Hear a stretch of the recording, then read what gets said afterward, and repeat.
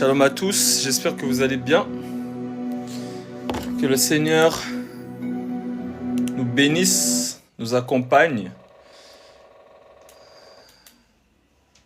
et qu'il puisse encore nous faire goûter un peu plus de lui, car il dit « Dépouillez-vous si vous avez goûté combien le Seigneur est bon. » Par son amour, sa bonté nous pousse à la repentance. Et tel qu'il est écrit dans les psaumes, par sa lumière, nous voyons la lumière. Que le Seigneur nous donne encore un peu de sa lumière, qu'elle illumine encore les yeux de nos cœurs et qu'elle nous fasse entrer dans les profondeurs de son cœur. Shalom à tous, j'espère que vous êtes prêts, que vous avez passé une bonne journée, que vous tapotez, que vous partagez, que vous republiez, parce que je sais que vous avez oublié de republier, mais n'oubliez pas de republier, merci beaucoup. Juge chapitre 14, verset 10. Le père de Samson descendit chez la femme.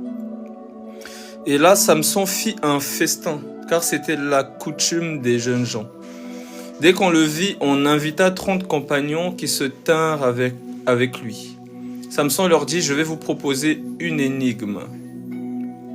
Si vous me l'expliquez pendant les 7 jours du festin, si vous la découvrez, je vous donnerai 30 chemises et 30 vêtements de rechange. Vous savez, comme on a l'habitude de le dire,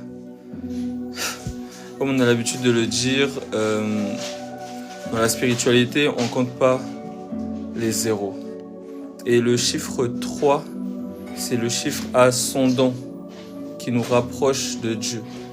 Et on ne se rapproche pas de Dieu parce qu'on est fort, parce qu'on est les hommes les plus pieux au monde. Non, on se rapproche de Dieu par le parvis, le lieu saint, le lieu très saint. C'est qui entre dans le parvis, le lieu saint, le lieu très saint? C'est le souverain sacrificateur, le Seigneur Jésus-Christ. Voilà pourquoi il a fait 3 jours dans le tombeau. Le 3e jour, il est ressuscité. Et par cela, le chiffre 3 est accompli. Et lorsque nous croyons en lui, il nous donne des vêtements de rechange. Vous connaissez les vêtements de rechange? Le Saint-Esprit, le revêtement de l'Esprit de Dieu, de l'amour de Dieu, de la puissance de Dieu. Dès qu'on le vit, on invita 30 compagnons qui se tinrent avec lui. Samson leur dit, je vais vous proposer une énigme. Si vous me l'expliquez pendant les 7 jours du festin, et si vous la découvrez, je vous donnerai 30 chemises et 30 vêtements de rechange. Mais si vous ne pouvez pas me l'expliquer, ce sera vous qui me donnerez 30 chemises et 30 vêtements de rechange. Le tout, c'est de comprendre l'énigme. Le plus important, c'est de comprendre l'énigme. C'est ce qui nous affranchit. C'est ce qui nous permet d'être revêtus par Samson. Et si nous ne comprenons pas l'énigme, c'est nous qui faisons des efforts pour nous revêtir, pour lui donner des chemises à lui. Les chemises, c'est le revêtement. Donc on essaye de se sanctifier par nos propres forces. On essaye d'être justifié par nos propres forces. Mais ce n'est pas par nos propres forces que nous sommes justifiés, c'est par la connaissance de l'énigme de Samson. Vous connaîtrez l'énigme et l'énigme vous revêtira. Mais si vous ne pouvez pas me l'expliquer, ce sera vous qui me donnerez 30 chemises et 30 vêtements de rechange. Ils lui dirent, propose ton énigme et nous l'écouterons. Et il leur dit, de celui qui mange est sorti ce qui se mange. Et du fort est sorti le doux. Pendant 3 jours, ils ne purent expliquer l'énigme. De celui qui mange est sorti ce qui se mange. Du fort est sorti le doux.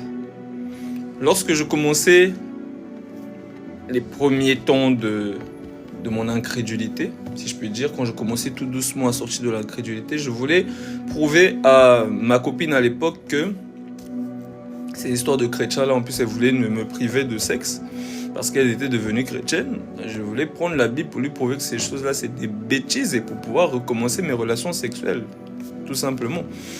Mais en lisant cette parole, je suis arrivé dans Juge 14 et je suis tombé sur l'énigme. Comme vous le savez, pour ceux qui ont écouté, une fois, j'en ai déjà parlé, j'ai fermé la Bible, j'ai bloqué la page en disant, vu que ça fait 3 jours qu'il cherche à expliquer l'énigme, bah si tu existes, donne-moi la réponse. Et j'entends une douce voix, un souffle doux et léger qui me dit le miel. Et moi, je fais le malin. Ah bon, le miel? On va voir ça. N'importe quoi. Et j'ouvre la Bible et je vois que oui, la réponse c'était bien le miel. Maintenant, on avance, on marche avec le Seigneur, etc. Et on apprend à connaître le miel. Car il est écrit dans Apocalypse chapitre 10 là-bas que l'ange va donner un livre à Jean. Il va lui dire mange. Mange le petit livre. Il va manger le petit livre. Cela va être... Ça va être doux hein, comme du miel. Et il va ressentir de l'amertume, des souffrances, des combats. Car oui, vous aurez des persécutions en essayant de connaître l'énigme, le miel. Vous aurez des persécutions. Mais n'ayez crainte, le miel a vaincu le monde. Donc, la base, c'est de connaître l'énigme. C'est ça qui nous a franchis. Voilà pourquoi, comme je le dis souvent dans Ésaïe 53 au verset 11, on nous dit « Mon serviteur le juste justifiera beaucoup d'hommes par la connaissance qu'ils auront de lui. » Le serviteur le juste, c'est le miel. C'est de lui qu'est sorti le doux. Du fort est sorti le doux. De celui qui mange est sorti ce qui se mange. Vous savez, souvent, les gens ils sont dans des débats. Oh, Jésus est le Père. Non, il n'est pas le Père, il est le Fils. Non, il n'est pas le Fils, il est un prophète. Il n'est pas. Ils font plein de débats. On nous dit, du fort est sorti le doux. Ésaïe 55 nous dit que de même que les cieux, des cieux descendent la pluie, qui entre en terre, qui féconde, qui donne de la semence au semeur, du pain à celui qui mange, et qui ne remonte pas au ciel sans avoir accompli justement ces choses. De même en est-il de ma parole qui sort de ma bouche et qui ne revient pas à moi sans avoir exécuté ma volonté. Voilà pourquoi la parole qui sort de sa bouche, car du fort est sorti le doux, de l'Éternel, des cieux est sorti une goutte d'eau, de l'éternité est sorti un homme, ce qu'on appelle le mystère de la piété. La parole qui est Dieu devient chair. C'est ce qu'on appelle le Fils, le serviteur.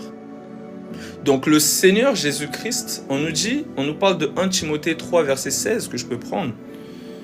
1 Timothée, chapitre 3.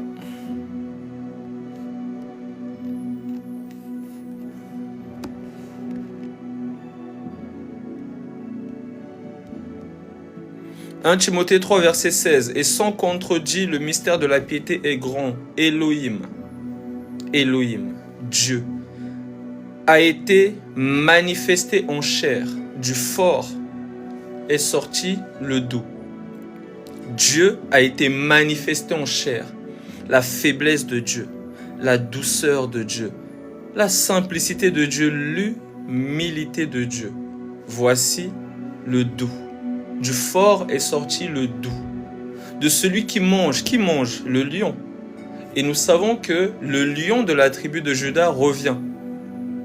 Il vient pour juger, pour déchirer tous ceux qui n'auront pas cru à sa douceur.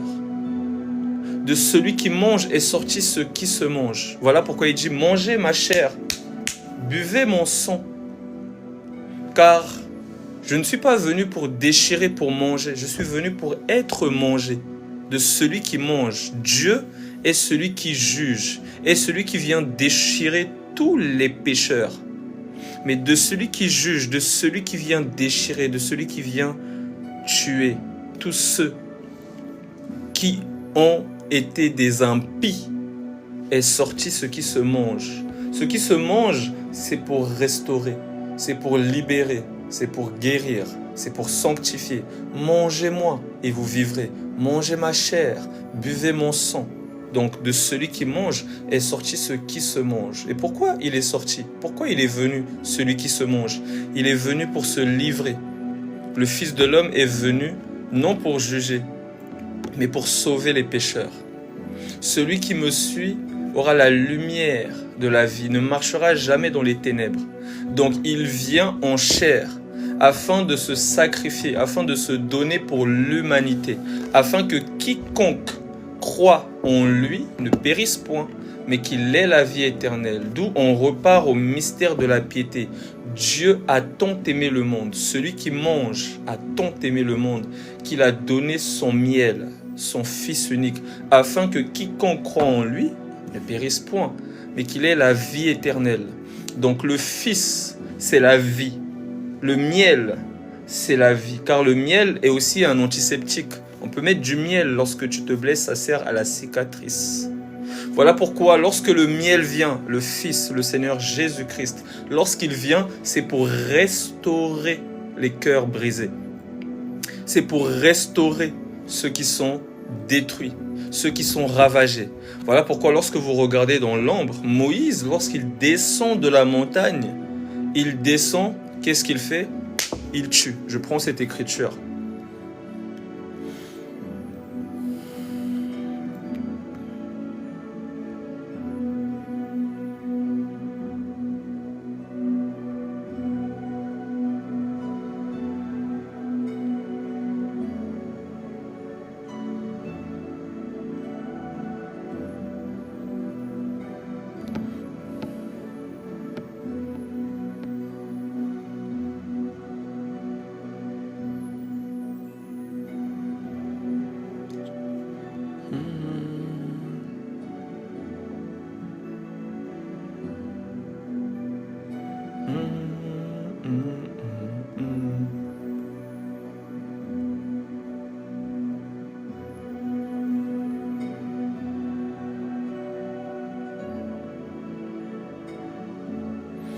Exode chapitre 32. Le peuple, voyant que Moïse tardait à descendre de la montagne, s'assembla autour d'Aaron et lui dit: Allons, fais-nous un Dieu qui marche devant nous. Car ce Moïse, cet homme qui nous a fait sortir du pays d'Égypte, nous ne savons ce qu'il est devenu. Alors le peuple attend le serviteur de Dieu, Moïse. Et lorsqu'il l'attend, pendant cette attente, ils sont en train de se corrompre. Ils vont dire à Aaron: fais-nous un veau d'or. Et le veau d'or représente le péché. Le veau d'or représente aussi l'antéchrist, mais je n'en parle pas maintenant. Le veau d'or représente le péché. Et ce péché-là vient afin de détruire, afin de ravager, afin que le monde soit dans la distraction, afin que le monde ne regarde pas vers les choses célestes, les choses saintes, mais que le monde regarde vers la poussière, et que le monde soit dans la tristesse et la dépression. Alors, Moïse descend, et lorsqu'il descend, j'avance directement pour gagner du temps, on nous dit, à partir du verset 9, l'Éternel dit à Moïse: je vois que ce peuple est un peuple au cou roide. Maintenant laisse-moi, ma colère va s'enflammer contre eux, et je les consumerai, mais je ferai de toi une grande nation. Moïse implora l'Éternel son Dieu et dit: pourquoi, ô Éternel, ta colère s'enflammerait-elle contre ton peuple, que tu as fait sortir d'Égypte, du pays d'Égypte, par une grande puissance et par une main forte? Qui a reconnu le bras de l'Éternel?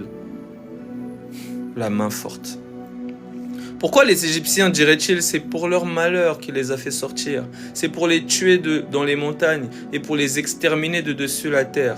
Reviens de l'ardeur de ta colère et repens-toi du mal que tu veux faire à ton peuple. Souviens-toi d'Abraham, d'Isaac et d'Israël.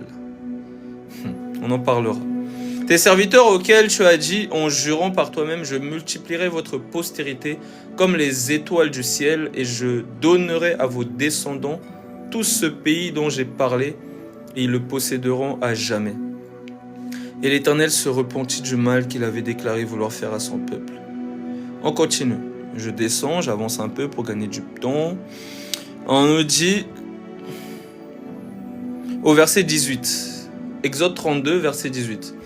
Moïse répondit, « Ce n'est ni un cri de vainqueur, ni un cri de vaincu ce que j'entends, c'est la voix de gens qui chantent, distraction. » Et comme il approchait du camp, il vit le veau et les danses. La colère de Moïse s'enflamma. Il jeta de ses mains les tables et les brisa au pied de la montagne. L'alliance était là. L'alliance était là. Mais ils n'ont pas pu voir cette alliance, cette grâce. Ils n'ont pas pu la voir. Parce que c'était le temps de la loi. Mais je continue. Il prit le veau qu'ils avaient fait et le brûla au feu. Il le réduisit en poudre, répandit cette poudre à la surface de l'eau et fit boire les enfants d'Israël. Moïse dit à Aaron, « Que t'a fait ce peuple pour que tu l'aies laissé commettre un si grand péché ?» Aaron répondit, « Que la colère de mon Seigneur ne s'enflamme point. Tu sais toi-même que ce peuple est porté au mal. Ils m'ont dit, fais-nous un Dieu qui marche devant nous. Car ce Moïse, cet homme qui nous a fait sortir du pays d'Égypte, nous ne savons ce qu'il est devenu. » Lorsque Moïse descend, Moïse, nous le savons dans 2 Corinthiens chapitre 3, on nous dit que Moïse représente la loi. Il a le ministère de la mort, car c'est par la loi, Romains chapitre 3, verset 19 en descendant, c'est par la loi que vient la connaissance du péché. Donc lorsque Moïse vient, qu'est-ce qu'il fait? Il prend ce veau d'or, il le détruit, le jette dans l'eau et fait boire aux enfants d'Israël. Donc il leur fait boire le péché. Ils boivent le péché jusqu'à la lie. Ils boivent, ils boivent, ils boivent. C'est ce que produit la loi. La connaissance précise et correcte du péché. Je continue.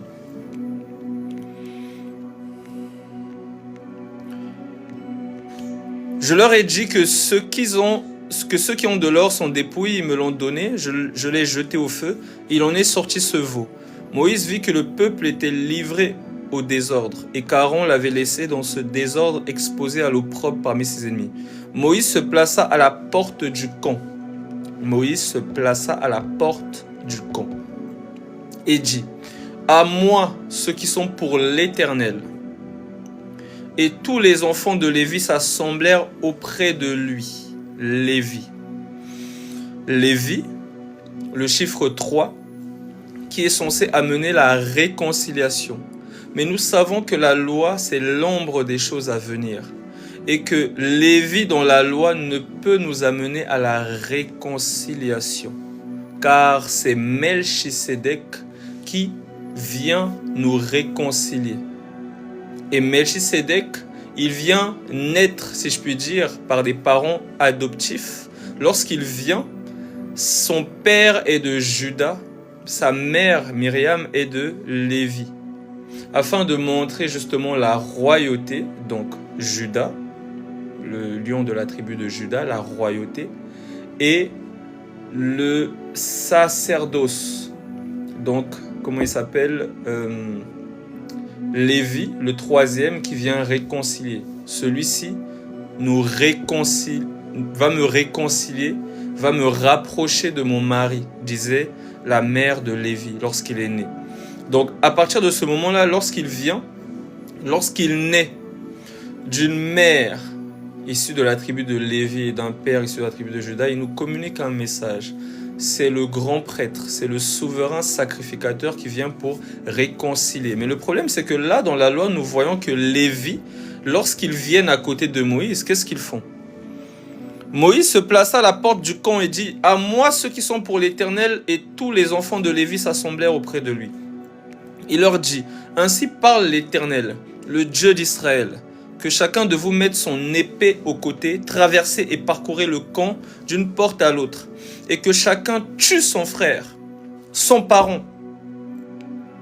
Les enfants de Lévi firent se coordonner Moïse, et environ 3000 hommes parmi le peuple périrent en 7 journées.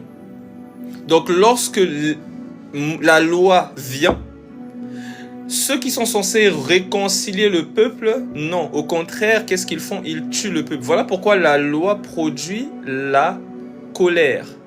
C'est par la loi que vient la connaissance du péché. Donc lorsque la loi vient, tu ne feras pas ci, tu ne tueras pas, tu ne voleras pas, toutes ces ordonnances révèlent ton incapacité à mettre en pratique la parole de Dieu et produit la mort. Et tous ceux qui n'ont pas encore la connaissance de la grâce, qui sont encore dans la loi, ils sont encore en train de ramer, ils sont encore dans leur péché, ils sont encore dans leur souffrance, parce qu'ils ne peuvent pas mettre en pratique la parole de Dieu. Il faut que le vrai Lévi, Melchisédek, vienne nous réconcilier. Et nous savons que Melchisédek, c'est le Saint-Esprit. Voilà pourquoi il a été annoncé. Je prends cette écriture dans Malachie chapitre 4.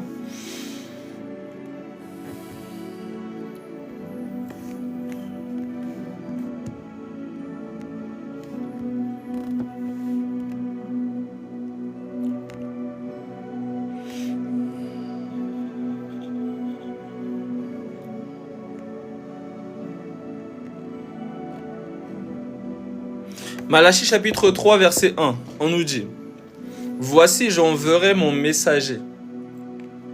Il préparera le chemin devant moi. Et soudain entrera dans son temple le Seigneur que vous cherchez, le messager de l'alliance que vous désirez. Voici, il vient, dit l'Éternel des armées. Oh, le messager de l'alliance. On attendait tellement qu'il vienne. On nous dit quoi? Voici, j'enverrai mon messager. Je vais rester un peu dans la doctrine parce que sinon les gens vont se perdre. Le messager qui vient préparer, on va partir du principe où c'est Jean-Baptiste, Élie. Voilà, on vous dit que Jean-Baptiste, c'est l'Élie qui devait venir. Et Élie devait préparer le chemin. Donc, Élie, Jean-Baptiste, si je puis dire. Jean-Baptiste vient et il prépare le chemin. Voilà pourquoi il prêche la repentance au peuple d'Israël, pas aux nations. Il prêche la repentance au peuple d'Israël, afin qu'il puisse croire au messager de l'alliance qui doit entrer dans son temple. Et lorsque il prêche la repentance, ils viennent tous pour prendre leur baptême, parce qu'ils ont cru. Ils veulent prendre leur baptême, et c'est ce qu'on appelle le baptême de repentance. C'est le baptême qui atteste que nous renonçons justement à attendre Moïse, la loi qui nous tue, mais nous voulons maintenant nous tourner vers le Machia, celui qui va nous affranchir, celui qui va nous libérer. Donc c'est un engagement qu'ils font envers le Machia, parce qu'ils ont cru à la prédication de Jean-Baptiste. Et Jean-Baptiste dit qu'il y a quelqu'un au milieu de vous que vous ne connaissez pas. Il vous baptisera du Saint-Esprit et de feu. Donc tout le monde vient pour prendre son baptême des mains de Jean-Baptiste. Et il y en a un autre qui vient, le Seigneur Jésus-Christ. Lorsqu'il vient voir Jean-Baptiste, Jean-Baptiste lui dit: non, moi je ne peux pas te baptiser parce que je sais qui tu es. C'est toi qui dois me baptiser, c'est pas moi qui dois te baptiser. C'est pas possible.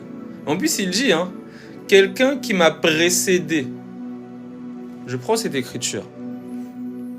C'est dans Jean.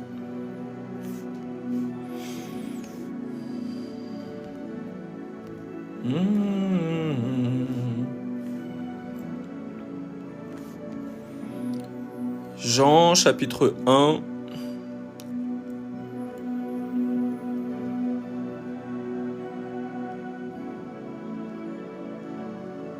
Pourquoi ça me fait ça, mon...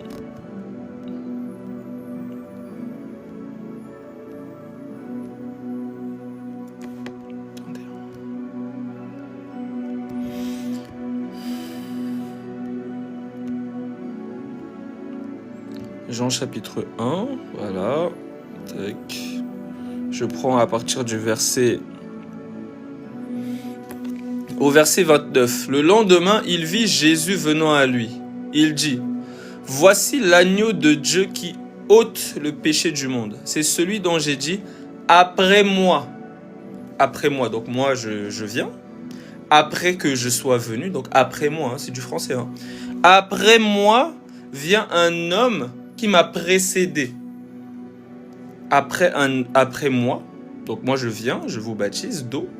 Après moi vient un homme qui m'a précédé. Car il était avant moi.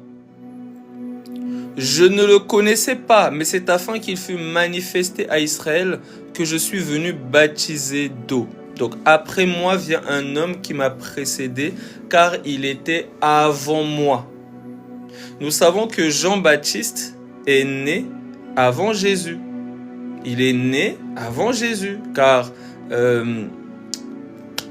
Élisabeth, sa mère, était enceinte de 6 mois avant Marie. Donc, il vient avant Jésus. Mais il dit, après moi vient quelqu'un qui m'a précédé, car il était avant moi. Ce message doit parler au cœur, parce que lui-même, il vient, il dit que avant qu'Abraham fût, je suis. Donc, il a précédé Abraham, car il est avant Abraham. Pourquoi? Parce qu'il est l'Éternel. Il est, je répète, l'Éternel. Voilà pourquoi il est avant Jean-Baptiste. Pourtant, Jean-Baptiste est né avant lui, mais il est avant lui. Car avant que Jean-Baptiste fût, je suis. C'est ce que Jean-Baptiste nous fait comprendre, que il est l'Éternel, car il m'a précédé. Car avant que je vienne sur terre, il est là. Il règne. Parce qu'il y a des gens qui disent, oh, mais quand Marie, voilà, avant que Marie accouche Jésus, quand Jésus était dans le ventre de Marie, c'est qui gérait le monde? Question charnelle. Parce qu'il part du principe où, lorsque Dieu se manifeste en chair, il est limité. C'est ça qu'ils se disent. Mais pourtant, nous-mêmes, les chrétiens, on nous dit quoi? Que nous sommes assis dans les lieux célestes en Jésus-Christ. Donc là, pendant que je parle, je suis assis dans les lieux célestes. Maintenant, ils veulent dire que Jésus, lorsqu'il vient sur la terre, il n'est pas assis dans les lieux célestes. Mais c'est grave parce que le Seigneur lui-même dit à Nicodème, personne n'est monté au ciel.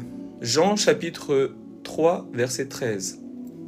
Personne n'est monté au ciel, si ce n'est celui qui est descendu du ciel, le Fils de l'homme qui est dans le ciel. C'est pendant que je te parle là, Nicodème, je suis au ciel, je règne, je suis assis. Le Fils de l'homme qui est, pas qui sera, pas qui, non, qui est. Personne n'est monté au ciel, sinon celui qui est descendu du ciel, le Fils de l'homme qui est, pas qui sera dans le ciel, non, qui est dans le ciel, le présent. Pourquoi? Parce que pendant que je te parle, Nicodème, je suis au ciel, je règne, car moi et le Père. Le Père, c'est l'Esprit. Le Père, c'est l'Esprit. Moi et mon Esprit, nous sommes un. Le Père. Voilà pourquoi il dit, quand Pierre lui dit, oh, mais tu es le Fils de Dieu, le Saint d'Israël. Il dit, ce n'est pas la chair et le sang qui t'a révélé cela. C'est mon Père qui est dans les cieux. Mais il dit à Nicodème que personne n'est monté au ciel, si ce n'est celui qui est descendu du ciel, le Fils de l'homme qui est dans le ciel. Donc celui qui a révélé cela à Pierre, c'est Jésus, par son esprit. Voilà pourquoi il dit, vous êtes avantageux que je m'en aille, afin que je vous envoie le consolateur. Je viens en esprit pour habiter en vous, pour siéger en vous. Je serai avec vous jusqu'à la fin du monde. Est-ce que ça commence à venir? Ok. Donc, le messager de l'Alliance, je repars dans Malachie chapitre 3. On nous dit, voici, j'enverrai mon messager. Donc Jean-Baptiste vient, il prépare le chemin. Voici, j'enverrai mon messager, il préparera le chemin devant moi. Et soudain entrera dans son temple. C'est quoi le temple? Car lorsque Jean-Baptiste commence à baptiser les gens, il y a le temple de Dieu qui vient. Qui lui dit, mais moi aussi, il faut que tu me baptises. Il dit, mais non, mais moi, je ne peux pas te baptiser. Mais c'est toi qui dois me baptiser, c'est pas moi. Il essaie de négocier parce qu'il se dit, non, je ne peux pas faire ça. Mais il lui dit, non, il faut que nous accomplissions ce qui est juste. Donc, c'est bon. Ils vont dans l'eau. Il le plonge dans les eaux. Il immerge. C'est pas aspersion. Il immerge dans les eaux. Lorsqu'il ressort, on voit soudain le ciel ouvert et le messager de l'alliance qui entre dans le temple. Car le Seigneur a dit, détruisez ce temple et en 3 jours, je le relèverai. Donc, celui qui marchait là, qui prenait son baptême, c'est le temple. Il y a ici quelque chose de plus grand que le temple, disait-il aux pharisiens, qui étaient encore charnels dans le sacerdoce lévitique. Il y a ici quelqu'un de beaucoup plus grand que le temple. Donc, lorsque le Seigneur vient, lorsqu'il prend son baptême, il y a le messager de l'alliance qui entre dans son temple. Il descend comme une colombe et il entre dans son temple. Et à ce moment-là, il est poussé dans le désert. Voici, j'enverrai mon messager. Il préparera le chemin devant moi. Et soudain, entrera dans son temple le Seigneur que vous cherchez et le messager de l'alliance que vous désirez. Donc, le messager de l'alliance, le Seigneur que vous cherchez, le messager de l'alliance que vous désirez, c'est le Saint-Esprit. Je répète, le Seigneur que vous cherchez, le messager de l'alliance que vous désirez, c'est le Saint-Esprit. Voilà pourquoi le Saint-Esprit descend dans Actes chapitre 2. Il descend. Et lorsqu'il descend, qu'est-ce qu'on nous dit? Je vais lire.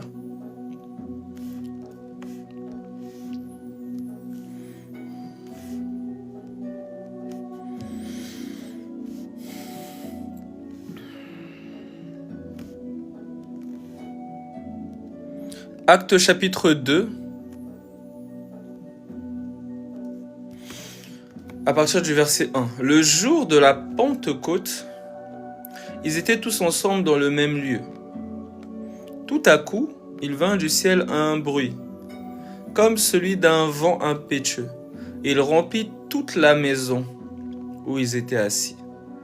Des langues semblables à des langues de feu leur apparurent séparées les unes des autres et se posèrent sur chacun d'eux. Ces langues-là. Je vais prendre juste une petite parenthèse. Les langues leur apparurent séparées. Le terme séparé là vient du grec diamérizo, qui veut dire fendre en morceaux, couper en pièces. Vous allez voir que le peuple d'Israël, ce qui leur était donné de consommer, c'était les animaux qui avaient des sabots fondus.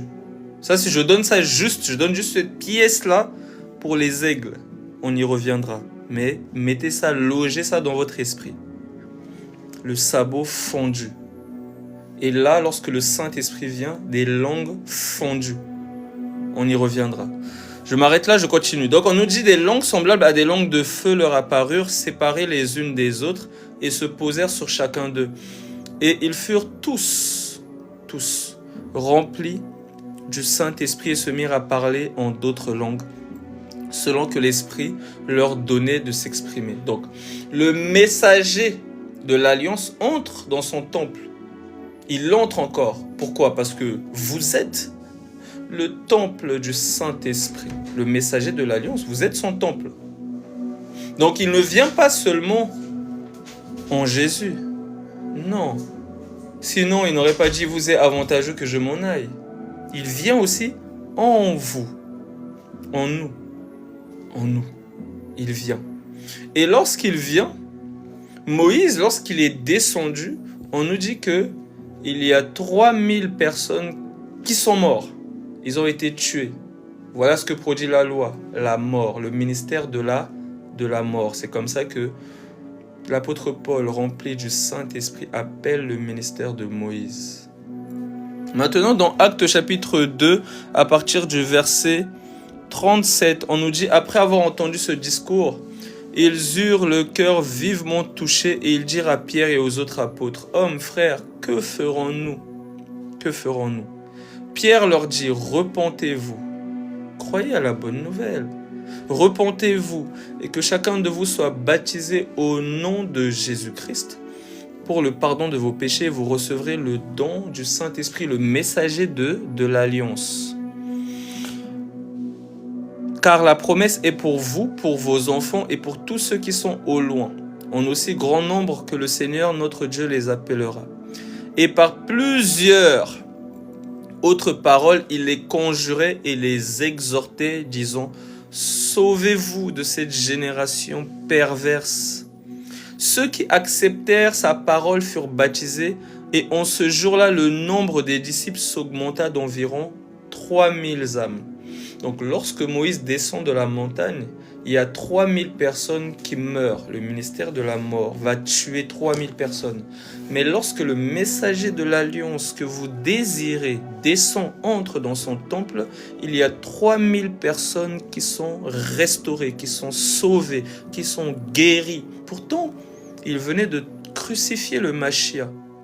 Ils ont crucifié le Machia. C'est ce que Pierre leur dit. Mais le Seigneur ne tient point compte du temps d'ignorance. Et il vient leur faire miséricorde. Là où Moïse était descendu pour tuer, lui, lorsqu'il descend, c'est pour faire miséricorde. C'est pour restaurer. Parce qu'on l'appellera le réparateur de brèches. Il vient pour réparer, pour restaurer, pour réconcilier le peuple avec son Dieu. Pourquoi? Parce qu'il est le souverain sacrificateur. Le rôle du souverain sacrificateur, du messager de l'Alliance, lorsqu'il entre dans le temple, c'est de faire la médiation, l'intercession entre Dieu qui est dans le lieu très saint et le peuple qui est dans le parvis.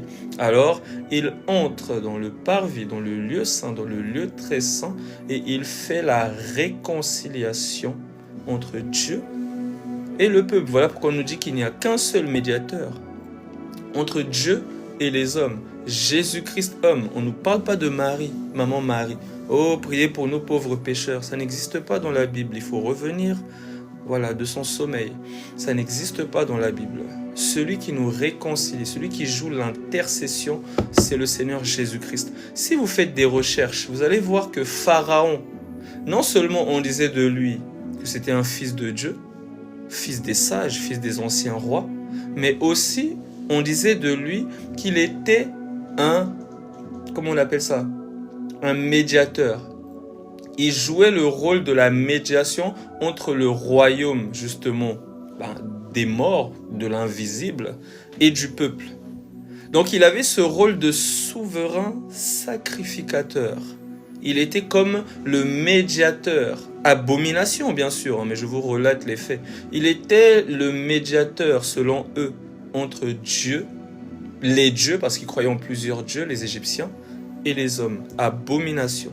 Car le seul médiateur entre Dieu et les hommes, c'est Jésus-Christ homme. C'est toujours Dieu qui se manifeste en chair afin de faire la réconciliation. D'où il est écrit dans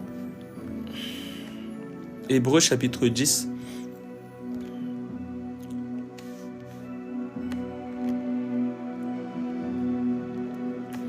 Hébreux chapitre 9 au verset 22. On nous dit: et presque tout d'après la loi est purifié avec du sang, et sans effusion de sang, il n'y a pas de pardon. Il était donc nécessaire, très important, il était donc nécessaire, puisque les images des choses qui sont dans les cieux devaient être purifiées de cette manière, que les choses célestes elles-mêmes le fussent par des sacrifices plus excellents que ceux-là. C'est-à-dire que lorsque Moïse va sur la montagne, désolé si c'est difficile à comprendre pour certains, mais il y en a d'autres qui vont comprendre, mais c'est pas grave. Comprenez ce que vous pouvez comprendre, que le Seigneur est clair. Lorsque Moïse monte plutôt sur la montagne, le Seigneur lui dit de faire selon le modèle qu'il a vu. Lorsqu'il descend, il reproduit le parvis, le lieu saint, le lieu très saint, avec tout ce qu'il y a à l'intérieur, le chandelier, l'arche de l'alliance, le voile, etc. Donc une fois qu'il fait ceci, il était en train de reproduire l'image des choses célestes. Donc, lorsque Satan a péché, il n'a pas péché sur la terre d'abord, il a péché dans les cieux. Donc, le ciel, les cieux ont été souillés. La terre a été souillée. Maintenant, de la même manière que les choses terrestres ne peuvent pas être sanctifiées par le sang des bêtes, le sang des boucs, le sang des brebis. Non. Il faut un sang excellent. De la même manière, les choses qui sont célestes ne peuvent pas justement être restaurées, sanctifiées. Oh là là, quand c'est Mona qui se réveille, c'est grave. Qu'est-ce qu'il y a, Mona? Oh là là. Oh là là. Tiens, va chez mamie, elle va te changer la couche. Je disais, de la même manière que les choses célestes ont besoin d'être purifiées par des sacrifices qui sont excellents, on nous dit, et presque tout d'après la loi est purifié avec du sang, et sans effusion de sang, il n'y a pas de pardon. Il était donc nécessaire, puisque les images des choses qui sont dans les cieux devaient être purifiées de cette manière, que les choses célestes elles-mêmes le fussent par des sacrifices plus excellents que ceux-là. Donc pour purifier la création céleste, tu ne peux pas prendre le sang des boucs, le sang des brebis. Il faut des sacrifices plus excellents. Et sachant que même les choses terrestres ne peuvent pas être purifiées, sanctifiées par le sang des boucs et le sang des brebis. À combien plus forte raison les choses qui sont dans les cieux, les choses célestes. Il était donc nécessaire, puisque les images des choses qui sont dans les cieux devaient être purifiées de cette manière, que les choses célestes elles-mêmes le fussent par des sacrifices plus excellents que ceux-là. Car Christ n'est pas entré dans un sanctuaire fait de mains d'hommes, en imitation du véritable. En imitation du véritable. Il n'est pas rentré dans un sanctuaire terrestre, qui était une imitation du véritable. Lorsque le Seigneur dit à Moïse de faire selon le modèle qu'il a vu, ces choses ne sont qu'une imitation des choses véritables qui sont dans les cieux. Donc, on nous dit, car Christ n'est pas entré dans un sanctuaire fait de mains d'hommes. Non, il n'est pas rentré dans le sanctuaire terrestre, ni le tabernacle que Moïse a fait, ni la maison du trésor que Salomon a construit. Il n'est pas rentré là. Où est-il rentré? On nous dit, car Christ n'est pas rentré dans un sanctuaire fait de mains d'hommes en imitation du véritable, mais il est entré dans le ciel même. Il est entré dans le ciel même afin de comparaître maintenant pour nous devant la face de Dieu. C'est quoi comparaître pour nous devant les faces? Parce que bon, ils ont dit la face, mais c'est les faces de Dieu. Pourquoi? Pourquoi il faut comparaître? Parce que, comme on le sait, l'homme a péché. Et comme l'homme a péché, l'homme ne peut plus entrer dans la présence de Dieu. Et lorsque, par exemple, dans ton mariage, il y a une dispute, vous ne vous entendez plus, il faut qu'il y ait un médiateur pour venir parler au mari. Non, il faut vraiment que tu te réconcilies avec ta femme. Toi aussi, vous ne pouvez pas divorcer, mais regarde, je ne te souviens pas quand tu l'aimais, quand vous étiez à la mairie, quand vous disiez je t'aime, je veux rester avec toi jusqu'à la mort, ne sais pas, tout ça. Et l'autre, il va encore voir la femme, mais toi aussi, mais comprends, mais regarde ton mari, mais il faut le pardonner, ne vous séparez pas, regardez tout ce que vous avez traversé. Donc, il joue le rôle de la médiation afin de rapprocher. Donc, lorsque Adam et Dieu ont été... voilà, il y a eu séparation. À cause de quoi? À cause du péché. La main de l'Éternel n'est pas trop courte pour sauver, ni son oreille trop dure pour entendre, mais c'est le péché. Le péché quoi? Le péché originel, qui nous cache ses faces. Et donc, à partir de ce moment-là, il y a eu séparation. Et il fallait justement que quelqu'un vienne pour faire la médiation. Non, c'est toi aussi Dieu. Mais regarde, Adam, c'était ton ami, tu le cherchais tout le temps, tu te disais, Adam, Adam, où es-tu? Pourquoi tu fais ça? S'il te plaît, réconcilie-toi avec lui. Réconcilie-toi, s'il te plaît. En réalité, il n'y a même pas besoin d'aller voir Adam, parce qu'Adam, il souhaite rentrer. Mais d'abord, on doit commencer par Dieu. La médiation commence par Dieu. C'est Dieu qui déclenche le salut, car le salut ne vient pas des cieux, ni de la terre. Il vient de quelque part d'autre. Parce qu'on a regardé dans les cieux, hein, on a trouvé personne qui a été trouvé digne d'ouvrir le livre, d'en rompre les sceaux. Sur la terre, personne. Personne. Mais le salut vient de quelque part, de l'éternité. Et Dieu vient lui-même, il fait la réconciliation. Voilà pourquoi les apôtres ont reçu le ministère de la réconciliation. C'est ce qu'ils disent, je lis ça, 2 Corinthiens. Ce ministère-là, ils l'ont reçu de qui? Du messager de l'Alliance. C'est le Saint-Esprit qui est en eux. C'est poussé par le Saint-Esprit qu'il réconcilie les âmes avec Dieu. Le Saint-Esprit, lorsqu'il vient, c'est pour réconcilier. Lorsque vous vous promenez dans les transports et que vous voyez des soi-disant prédicateurs qui vous disent « Ah, repentez-vous! Si vous n'arrêtez pas de pécher, Dieu va vous frapper. Ah, qu'est-ce qu'il y a? Mais je ne peux pas te porter parce que je suis en train de parler. Je parle de la parole de Dieu. Je ne peux pas te porter maintenant. T'as compris? Va te reposer. Va chez mamie. Va chez mamie. Va te reposer.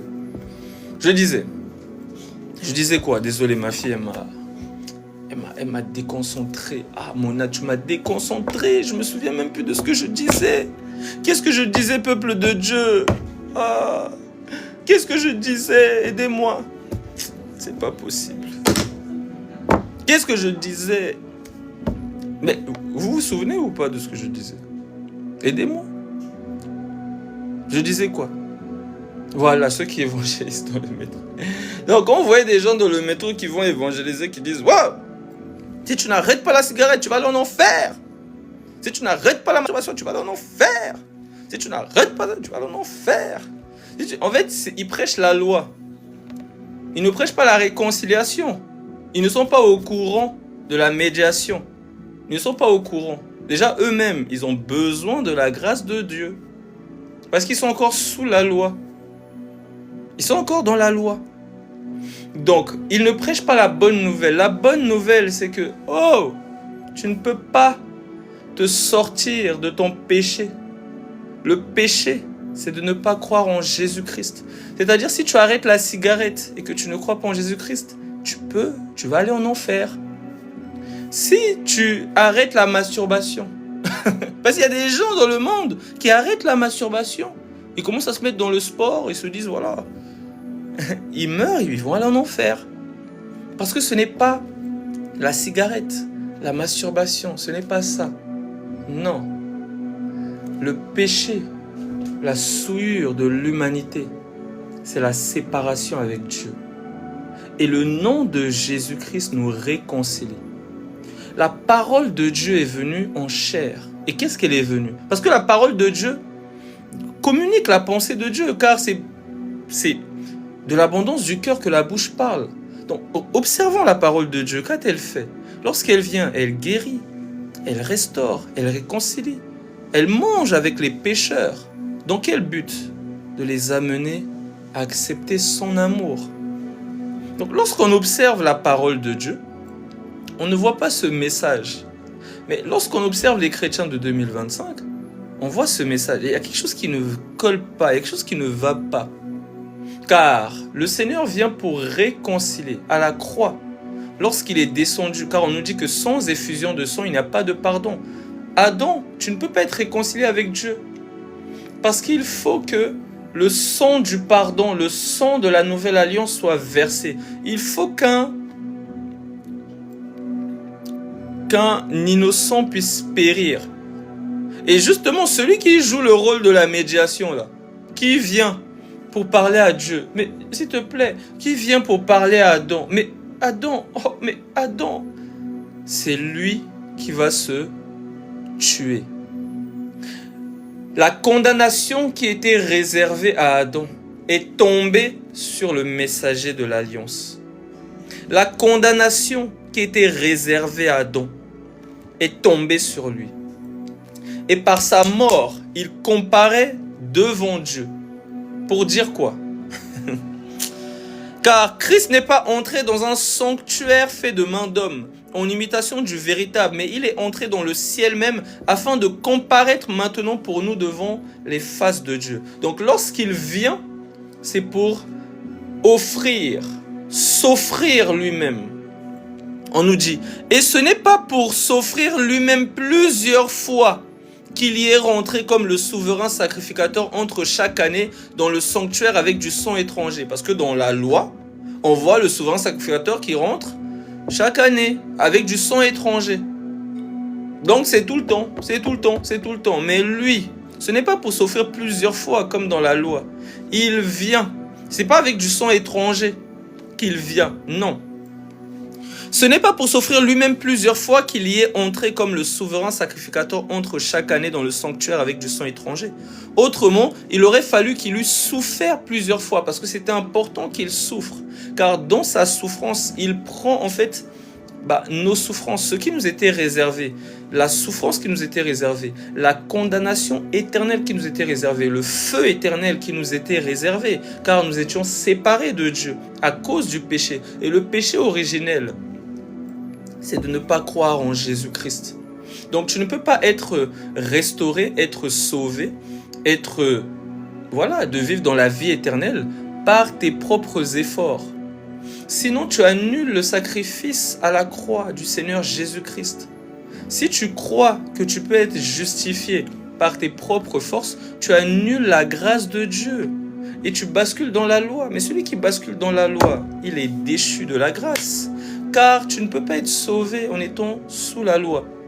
Tu es sauvé lorsque tu crois au sacrifice qui a été accompli pour toi gratuitement. Tu n'as rien fait qui méritait la miséricorde de Dieu. Au contraire, lorsque nous étions encore pécheurs, Christ est mort pour des impies. Donc, lorsque tu étais pécheur, c'est là que Christ est mort. Donc, tu n'as rien fait. Au contraire, tu es impie. Ta justice est souillée. Elle est sale, elle est abominable. Tu ne peux pas être saint devant Dieu par ta justice. D'où la médiation. Le Fils de Dieu, le serviteur, Dieu qui se manifeste en chair et qui vient justement pour porter tes péchés. Voilà pourquoi on nous dit dans Ésaïe chapitre 53 que je prends.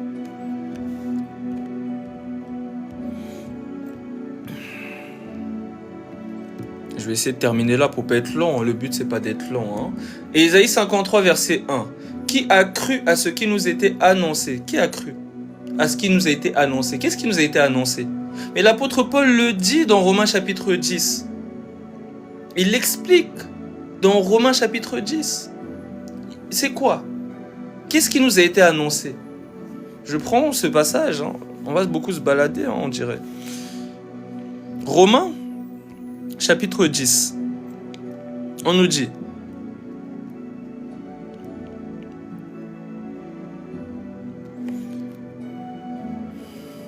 Verset 9. Romains 10, verset 9. Si tu confesses de ta bouche le Seigneur Jésus, et si tu crois dans ton cœur que Dieu l'a ressuscité des morts, tu seras sauvé. Car c'est en croyant du cœur qu'on parvient à la justice. Donc, si votre justice ne dépasse pas celle des pharisiens, vous n'entrerez pas dans le royaume. Donc, le salut dépend non de ta justice à toi qui est souillée, qui est sale, mais de la justice de Dieu. La justice de Dieu qui s'accomplit dans le sacrifice du Seigneur Jésus-Christ à la croix. Si tu confesses de ta bouche le Seigneur Jésus, et si tu crois dans ton cœur que Dieu l'a ressuscité des morts, tu seras sauvé. Car c'est en croyant du cœur qu'on parvient à la justice. Et c'est en confessant de la bouche qu'on parvient au salut, selon qu'il est écrit, quiconque croit en lui ne sera point confus. Il n'y a aucune différence en effet entre le juif et le grec. Puisqu'ils ont tous un même Seigneur qui est riche pour tous ceux qui l'invoquent. Car quiconque invoquera le nom du Seigneur sera sauvé. Mais comment donc invoqueront-ils celui en qui ils n'ont pas cru? Comment tu vas faire pour invoquer le nom du Seigneur? Parce qu'il faut que tu crois. Et comment donc croiront-ils en celui dont ils n'ont pas entendu parler? Donc il faut que tu entendes la bonne nouvelle pour que tu crois et que tu confesses. Et quand tu confesses, on te plonge dans les eaux au nom de Jésus-Christ. Comment donc invoqueront-ils celui en qui ils n'ont pas cru? Et comment croiront-ils en celui dont ils n'ont pas entendu parler? Et comment en entendront-ils parler s'il n'y a personne qui prêche? Et comment y aura-t-il des prédicateurs s'ils ne sont pas envoyés? Donc le prédicateur doit être envoyé. Voilà pourquoi le Seigneur dit que la moisson est grande. Il y a peu d'ouvriers. Priez le maître de la moisson afin qu'il envoie des prédicateurs, des ouvriers dans sa moisson, dans sa vigne. Comment donc invoqueront-ils celui en qui ils n'ont pas cru? Et comment croiront-ils en celui dont ils n'ont pas entendu parler? Et comment en entendront-ils parler s'il n'y a personne qui prêche? Et comment y aura-t-il des prédicateurs s'ils ne sont pas envoyés? Parce que beaucoup de gens s'envoient tout seuls. Ils s'envoient tout seuls. Ils prêchent par émotion. Ils veulent servir Dieu dans l'émotion. Mais il y a des choses qui nous enseignent. Un jour, David était en train de rentrer dans le pays. Il était dans la joie. Il dansait. Derrière, il y avait les sacrificateurs qui portaient l'arche de l'alliance. Tout le monde dansait. Alléluia. Alléluia, mamé. Alléluia, alléluia. Mais pendant qu'il dansait, à un moment, l'arche de l'alliance commence à pencher. Et il y a Uza qui veut mettre ses mains pour empêcher l'arche de tomber. Et pourtant, Dieu a dit qu'il n'y a que les sacrificateurs qui ont le droit de toucher à l'arche de l'Alliance. Mais lui, par émotion, parce qu'il voulait servir Dieu sans avoir été appelé, il touche l'arche de l'Alliance et il est foudroyé sur place. Tout ça nous enseigne pour dire quoi? On ne touche pas aux choses saintes si on n'a pas été appelé. On ne touche pas au sacerdoce s'il ne nous appartient pas. Donc le sacerdoce, c'est justement ceux qui ont été envoyés afin de prêcher la bonne nouvelle et de pardonner les péchés en te plongeant dans les eaux et en proclamant le nom au-dessus de tout nom, le nom de celui qui les a envoyés. Car ils ne vont pas tâtonner en disant « Je te baptise au nom du Père, du Fils et du Saint-Esprit ». Ils connaissent le nom du Père, ils connaissent le nom du Fils, ils connaissent le nom de l'Esprit. Le Saint-Esprit, c'est Jésus. Le Fils, c'est Jésus. Le Père, c'est Jésus. Ils ne tâtonnent pas. Ils ne tâtonnent pas concernant le nom de leur papounet qui les a envoyés pour arracher les âmes du feu. Comment donc? Donc on nous dit, et comment y aura-t-il des prédicateurs s'ils ne sont pas envoyés, selon qu'il est écrit qu'ils sont beaux les pieds de ceux qui annoncent la paix et de ceux qui annoncent de bonnes nouvelles. Mais tous n'ont pas obéi à la bonne nouvelle. Aussi Ésaïe dit-il, Seigneur, qui a cru à notre prédication? Donc la prédication dont Ésaïe parle dans Ésaïe 53, c'est la bonne nouvelle. Alléluia. La bonne nouvelle. On repart dans Ésaïe 53.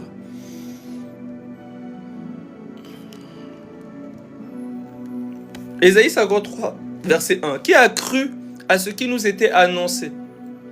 Est-ce que tu as cru à la bonne nouvelle? Si tu as cru à la bonne nouvelle et que tu n'as pas encore pris ton baptême, et je le répète, le baptême se fait au nom de Jésus-Christ.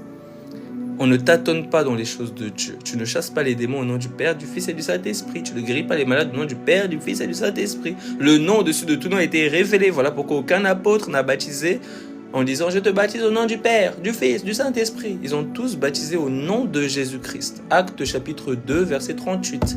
Actes chapitre 19. Actes chapitre 10. Tous ces passages nous montrent que le nom du Seigneur a été proclamé. Car il faut que ce nom soit invoqué sur toi pour le pardon de tes péchés. Qui a cru à ce qui nous était annoncé? Qui a reconnu le bras de l'Éternel? Le bras de l'Éternel, du fort est sorti le doux. De celui qui mange est sorti ce qui se mange. Le bras de l'Éternel, c'est la douceur de Dieu. c'est l'amour de Dieu, c'est la simplicité de Dieu, c'est l'humilité de Dieu qui vient réconcilier les hommes avec lui-même. C'est le bras de l'Éternel qui t'arrache des ténèbres, qui t'arrache du feu. Car lorsque Shadrach, Meshach et Abednego, lorsqu'ils étaient ils étaient jetés dans le feu, on nous dit que le 4e homme est entré avec eux. Il marchait dans le feu avec eux pour les arracher du danger. Voilà pourquoi dans Ésaïe 43, le Seigneur nous dit que si tu marches dans le feu, il ne te consumera pas. Si tu es dans les eaux ne te submergeront pas. Pourquoi? Parce que la main de l'Éternel, le bras de l'Éternel est avec toi. Ésaïe 53, verset 1, qui a cru à ce qui nous était annoncé, qui a reconnu le bras de l'Éternel, il s'est élevé devant lui comme une faible plante. Une faible plante, la simplicité. Du fort est sorti le doux, la faiblesse de Dieu. Une faible plante. Il est venu dans la faiblesse et la souffrance, il l'a ressentie dans son corps. La souffrance, les clous dans ses mains, dans ses pieds, la couronne d'épines qui transperce sa chair, il a ressenti les douleurs. C'est pas genre il est venu, il ne ressentait rien, non. Il a ressenti la douleur, la souffrance. Il a dû beaucoup souffrir de la part des sacrificateurs, des païens. Il a dû beaucoup souffrir. Car dans sa souffrance, il était en train d'accomplir Ésaïe 53. Car il faut que l'agneau de Dieu soit immolé. Il faut que l'agneau de Dieu soit transpercé afin d'ôter le péché du monde. Il s'est élevé devant lui comme une faible plante, comme un rejeton qui sort d'une terre desséchée. Il n'avait ni beauté, ni éclat pour attirer nos regards, et son aspect n'avait rien pour nous plaire. Méprisé et abandonné des hommes, homme de douleur et habitué à la souffrance, semblable à celui dont on détourne le visage. Nous l'avons dédaigné. Nous n'avons fait aucun cas de lui. Cependant, ce sont nos souffrances qu'il a portées. C'est de nos douleurs qu'il s'est chargé. Et nous l'avons considéré comme puni, frappé de Dieu et humilié. Mais il était blessé pour nos péchés, brisé pour nos iniquités. Tu vois tes iniquités là, tout ce que tu fais. Il a été brisé pour tes iniquités. Le châtiment qui nous donne la paix est tombé sur lui. Il y a un châtiment, car c'est ça la justice de Dieu. Le châtiment doit s'accomplir. Il faut que le châtiment tombe. C'est ça la justice de Dieu. Le châtiment ne peut pas être annulé, car si le châtiment est annulé, Dieu n'est pas juste. Alors le châtiment tombe et Dieu nous couvre. Le châtiment tombe sur lui. Mais il était blessé pour nos péchés, brisé pour nos iniquités. Le châtiment qui nous donne la paix est tombé sur lui. Et c'est par ses meurtrissures que nous sommes guéris. C'est par ces meurtrissures que nous sommes guéris. Donc, ce châtiment-là vient tomber sur lui afin que nous soyons restaurés. C'est ça la justice de Dieu. La justice de Dieu, l'amour de Dieu, fait en sorte que le salut que tu reçois gratuitement, quelqu'un a payé le prix. Parce qu'il y a des gens qui vous disent de payer le prix. Il faut payer le prix. Il faut payer le prix. Il y a quelqu'un qui a payé le prix.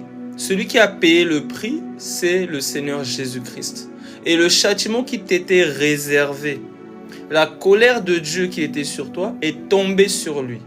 Voilà pourquoi il dit « Venez à moi, vous tous qui êtes fatigués et chargés, et je vous donnerai du repos, car j'ai porté vos fardeaux, j'ai porté vos iniquités. C'est moi qui vous donnerai du repos. C'est moi qui va vous conduire dans toute la vérité. C'est moi qui va restaurer vos âmes pour l'amour de mon nom. » Il restaure nos âmes. Il restaure mon âme pour l'amour de son nom, le bon berger.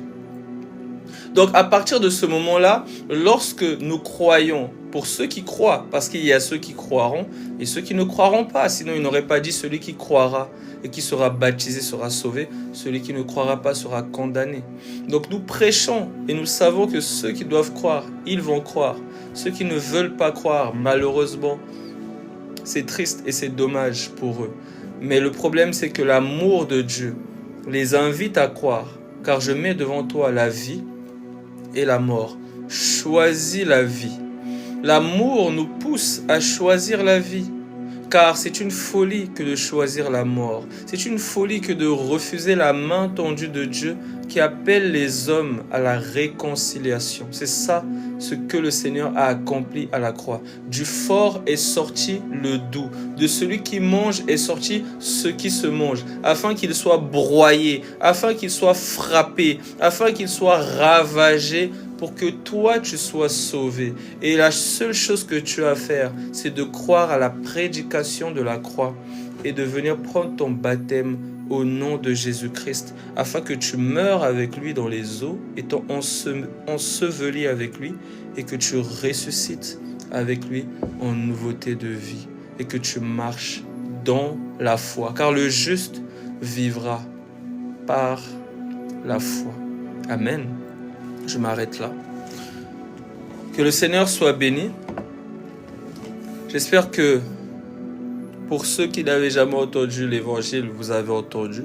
Pour ceux qui avaient déjà entendu, qu'il rafraîchit vos âmes, qu'il rafraîchit votre mémoire. Car malheureusement, l'homme oublie vite. Voilà pourquoi on nous dit, souvenez-vous de ce qui s'est passé dès les temps anciens. Souvenez-vous que vous avez un avocat auprès du Père, Jésus-Christ le juste, qui est lui-même une offrande, un sacrifice pour nos péchés, pour nos transgressions, pour nos souffrances. Alors, si quelqu'un veut prendre son baptême, il n'hésite pas à me contacter en inbox afin de recevoir son baptême. Je crois par la grâce du Seigneur que cette année, on pourra se déplacer pour aller baptiser les frères qui justement ont besoin de prendre leur baptême au nom de Jésus-Christ, que ce soit au Sénégal, que ce soit au Congo, que ce soit au Canada, que le Seigneur va ouvrir justement les portes et c'est lui qui va faire toutes choses. Et ceux qui n'ont pas d'assemblée et qui n'ont pas d'assemblée, car je le répète souvent, ce qui est important, c'est de marcher avec des frères dans la foi. Car c'est ce que le Seigneur veut. Il dit, exhortez-vous les uns les autres, aussi longtemps qu'on peut dire aujourd'hui. Il n'écrit pas au groupe de prière de tel endroit, écrit à l'église d'Éphèse, à l'ange de l'église de Smyrne, à l'ange de l'église de Pergame. Les gens ne veulent pas de l'église, pourquoi? Parce qu'ils n'aiment pas justement être soumis à des conducteurs. Ils veulent marcher comme des électrons libres, faire ce qu'ils veulent. Mais ils ne comprennent pas que lorsque le Seigneur met quelqu'un dans une assemblée, c'est pour qu'il soit enseigné afin qu'il apprenne à écouter la voix de Dieu. Comme Élie et Samuel. Samuel recevait l'enseignement parce qu'à chaque fois qu'il entendait, il ne comprenait pas, il ne discernait pas et il allait vers Élie, Élie qui donnait l'enseignement pour qu'il aille vers le Seigneur. Donc le conducteur, son but, c'est de faire de vous des disciples et non des bébés à vie. Et de faire de vous des personnes qui sont de plus en plus dépendants de Dieu et indépendants de lui. Ça lui fait moins de charge justement. Parce que son but, c'est de faire des soldats, des guerriers, des disciples et non des bébés spirituels. Donc le but du Seigneur, lorsqu'il prend cette personne qui a été rouée de coups, le bon samaritain le prend, le met dans l'hôtellerie. Il donne de l'argent à l'hôtelier, il dit prends soin de cette personne et quand je viendrai, je te confierai encore plus. Donc l'assemblée, le Seigneur a toujours établi des assemblées partout dans le monde. Voilà pourquoi les apôtres, c'est ce qu'ils ont fait. Ça a toujours fonctionné comme ça. Car Dieu dit que celui qui aime Dieu aime aussi son frère. Il n'est pas seul dans son coin, car il n'est pas bon que l'homme soit seul. Ce n'est pas seulement concernant le mariage. Vous aimez le mariage, mais ce n'est pas seulement pour ça. C'est aussi dans la marche de la foi. Il faut être encadré, il faut être enseigné, car on dit baptisez-leur et enseignez-leur. Donc oui, c'est bien le baptême. Mais il faut être enseigné car la volonté de Dieu, c'est que tous les hommes soient sauvés, oui, et qu'ils parviennent à la connaissance précise et correcte de la vérité. Donc si quelqu'un n'a pas d'assemblée qui veut nous rejoindre, qu'il n'hésite pas aussi à m'écrire. Que le Seigneur vous bénisse. J'ai vu qu'il y avait une demande.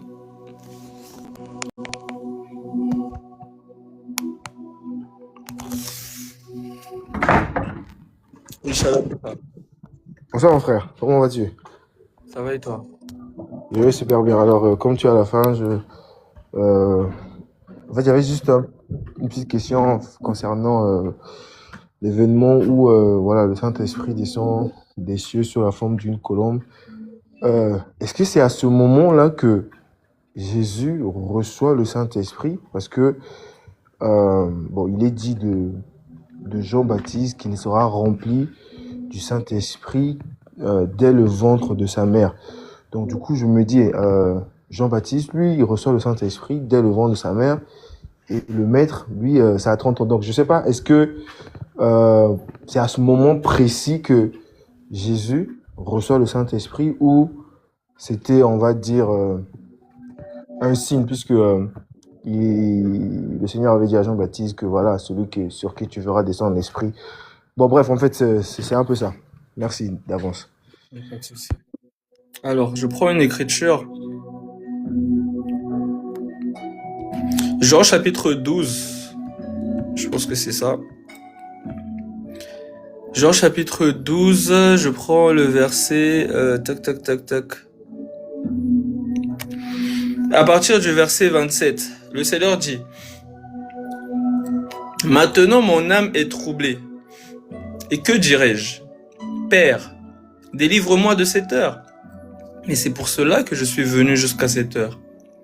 Père, glorifie ton nom. » Et une voix vint du ciel. Je l'ai glorifié. Et je le glorifierai encore. La foule qui était là et qui avait entendu disait que c'était un tonnerre. Et d'autres disaient, un ange lui a parlé. Jésus dit, ce n'est pas à cause de moi. Ce n'est pas à cause de moi que cette voix s'est fait entendre. C'est à cause de vous. C'est à cause de vous. Donc, quand le Saint-Esprit descend, en réalité, c'est à cause de vous. Pourquoi? Parce que le Seigneur vient comme un précurseur pour ouvrir la voie, afin que nous ayons un modèle.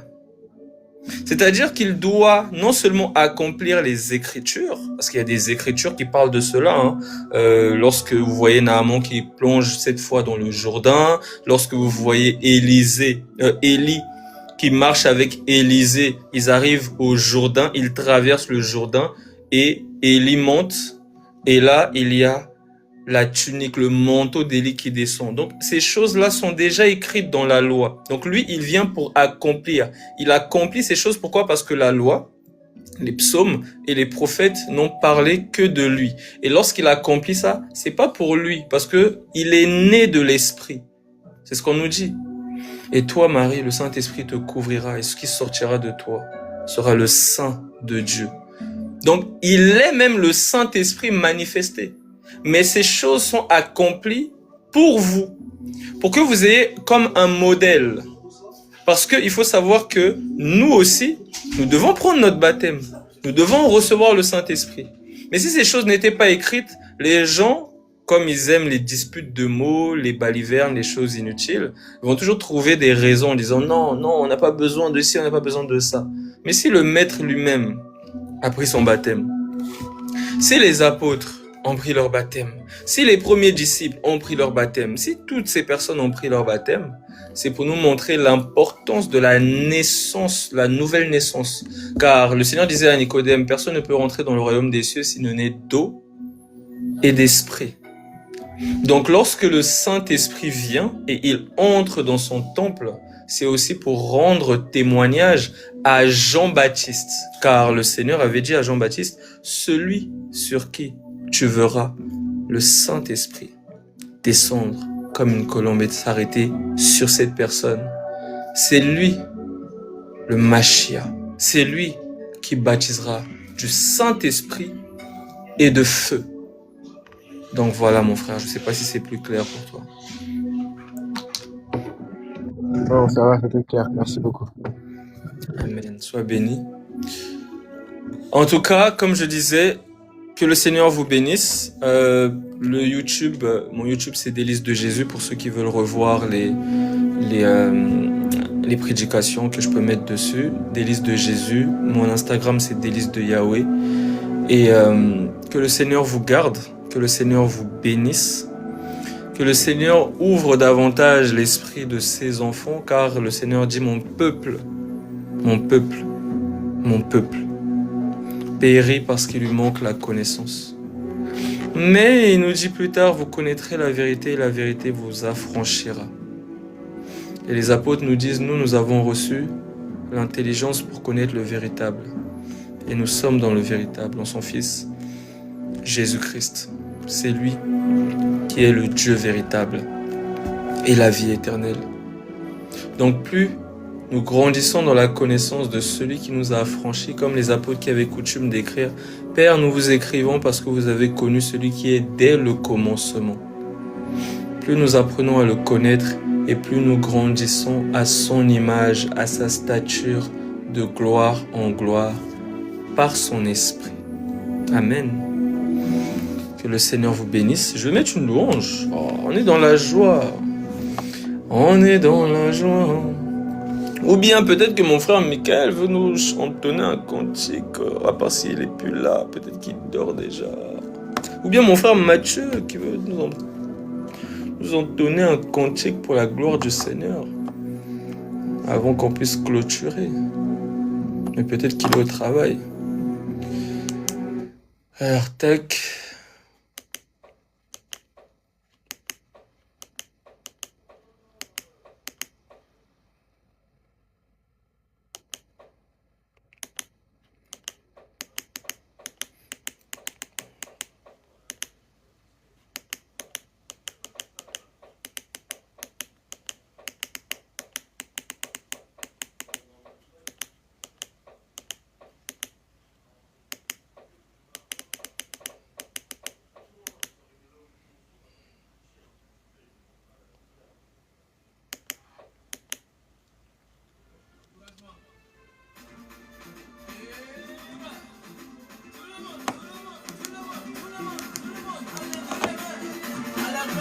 Pourquoi on est dans la joie? Mais c'est parce que Jésus est ressuscité. Il est mort et il est ressuscité. De tout cœur, les merveilles de mon papa Yahweh. Il m'a ôté des ténèbres. Il m'a délivré de tout péché. De tout cœur, les merveilles de mon papa Yahweh. Là, c'est parce que je suis assis, hein. Sinon, quand je suis debout, là, je danse comme David. Mon papa est fidèle. Je n'ai plus rien à craindre. M'a libéré. Est fidèle. Je n'ai plus rien à craindre. C'est ça, la liberté. Je suis dans la joie, une joie immense. Je suis dans l'émotion, car Yahweh m'a libéré. Je suis dans la joie. Je vous donne ma joie, je vous donne ma paix. Je ne vous la donne pas comme le monde la donne. Le monde est dans la dépression. L'Égypte, en hébreu, veut aussi dire terre de dépression. Le monde est dans la dépression. La joie est en Jésus. La joie est dans l'Évangile. La joie, c'est d'obtenir la vie éternelle. C'est tout ce qui nous importe. Ce monde va passer. Les choses vont passer. Ce qui va demeurer, c'est la parole de Dieu. Il ne m'abandonne jamais. Yahweh m'a libéré. Il ne m'abandonne jamais. Je n'ai plus rien à craindre. Je suis dans la joie, une joie immense. Je suis dans l'émotion, car Yahweh m'a libéré. Je suis dans la joie, une joie qui envahit ma vie. L'émotion, l'allégresse m'a libéré. Et Est-ce que tu as vu la gloire de Dieu passer quelque part? Comme la femme qui avait une perte de sang pendant 12 ans, elle a touché le vêtement de il Jésus. faut toucher le vêtement. Elle a été guérie. Alors si tu es malade, déplace-toi, touche-le, touche-le, touche-le, touche-le. Il faut toucher. Si tu as des enfants qui sont devant toi, alors faut les délier. Alors à qui des mamans je vais passer? À qui des mamans je vais passer? À qui des mamans je vais passer? Si ils connaissent le truc. Louez le Seigneur Jésus-Christ car c'est le meilleur de Dieu.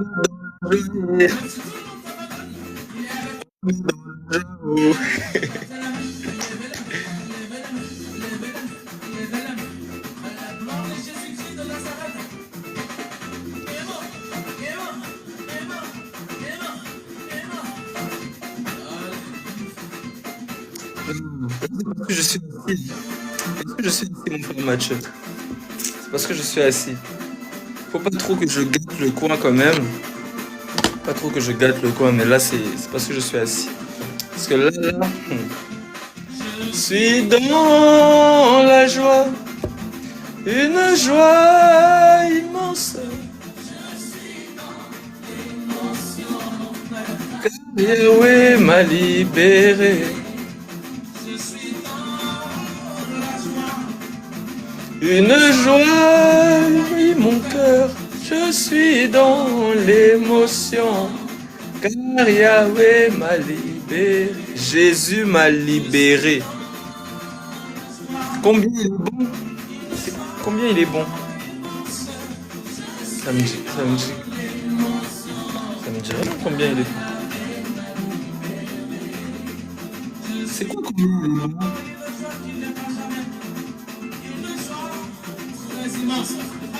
Je suis dans l'émotion. Combien il est bon?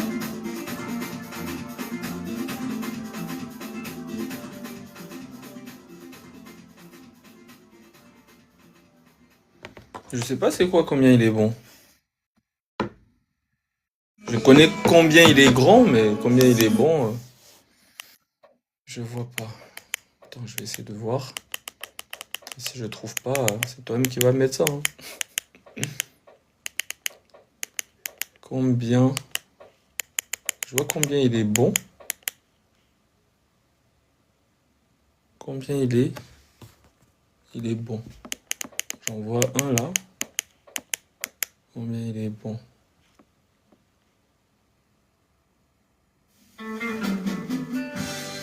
C'est ça?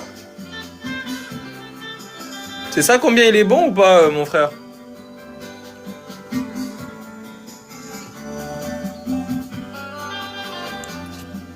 Ou c'est pas ça du tout?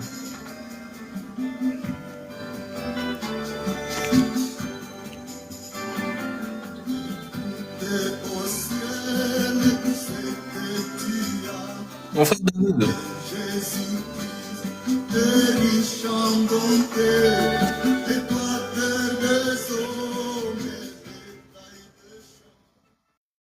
Pourquoi ça a coupé?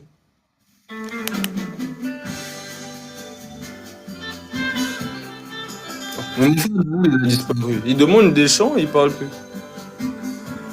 Mon frère David, tu es là? Si c'est pas ça, c'est pas grave, je vais découvrir un chant. Hein, parce que j'aime bien les paroles.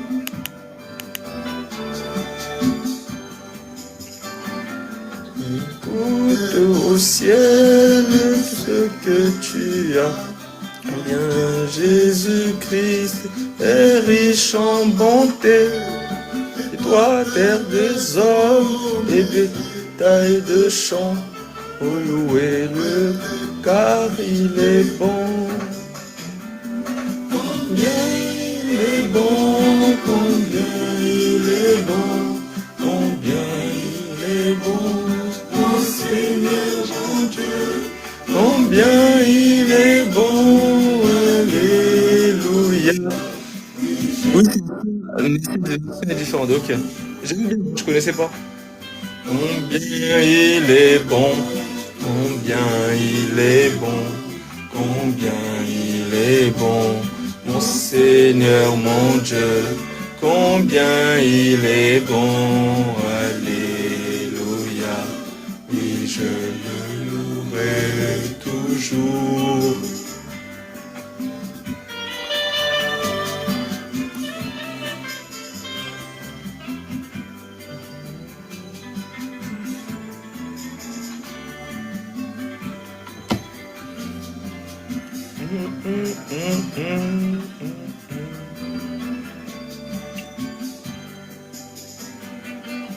Nous a créés pour la vie éternelle, mais nous avons péché et avons tout perdu.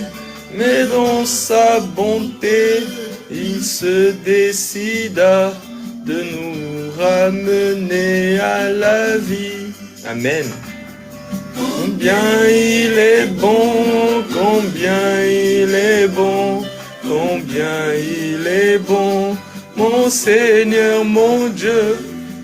Combien il est bon, combien il est bon, oui, je le louerai toujours. Amen. Très beau cantique, très beau. Combien il est bon, ô Seigneur mon Dieu, bon, combien, alléluia, toujours.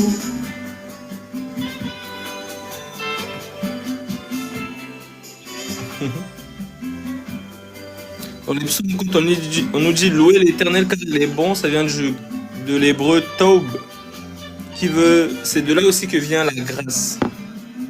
Louez l'Éternel car il est bon, car sa miséricorde, son recède, sa grâce dure à toujours. La grâce de Dieu. Il est gracieux. Ok, je vais le mourir dans le groupe.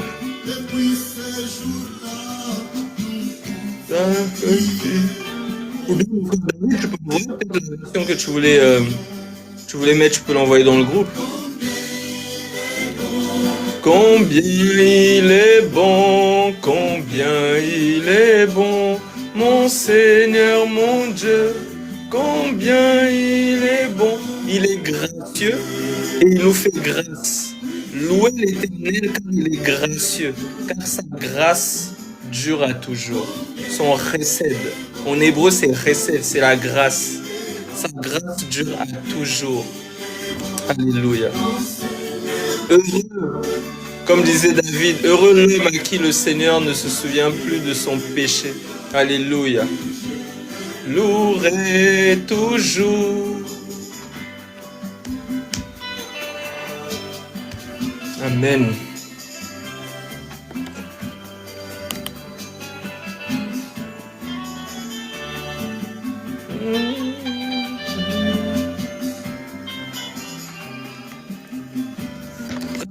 Il faut venir avec des instruments là, les frères. Nous vivons nos besoins, nul n'est en danger, et à chaque tour, jette ce cri. Ne craignez rien car je suis là. Alléluia.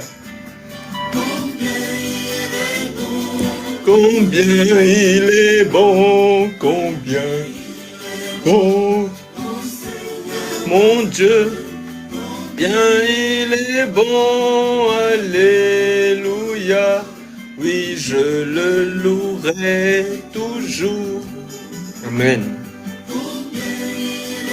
Combien il est bon, combien il est bon. Seigneur mon Dieu, combien il est bon, combien alléluia, oui je le louerai toujours.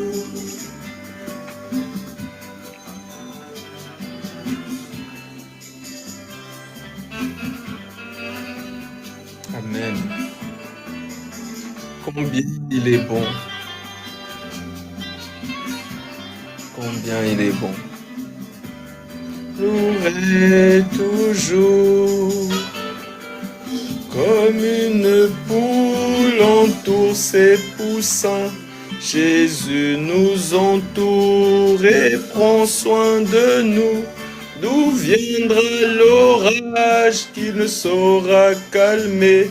Nous sommes plus qu'en sécurité. Alléluia. Combien il est bon, combien il est bon, combien il est bon, mon Seigneur, mon Dieu, combien il est bon, alléluia, oui je le louerai toujours. Il est bon, combien il est bon, combien il est bon, mon Seigneur, mon Dieu, combien il est bon, alléluia, oui je le louerai toujours.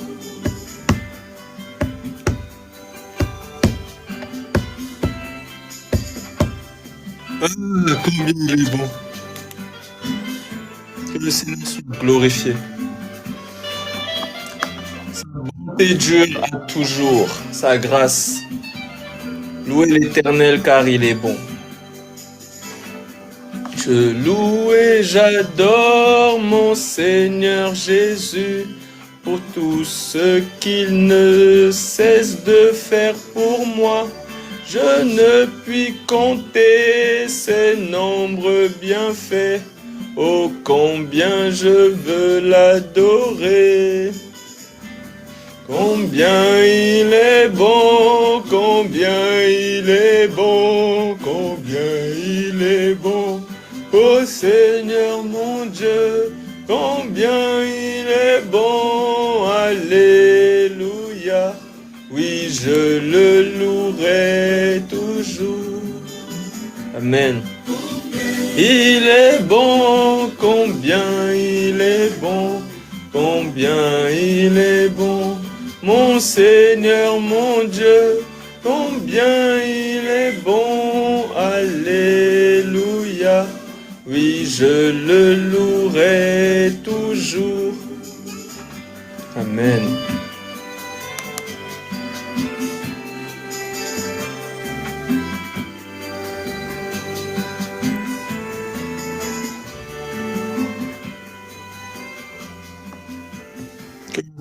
Béni. Que le Seigneur soit béni. Je vais vous laisser, je vais aller me reposer. En tout cas, prenez soin de vous. Souvenez-vous combien il est bon et que le Seigneur vous garde.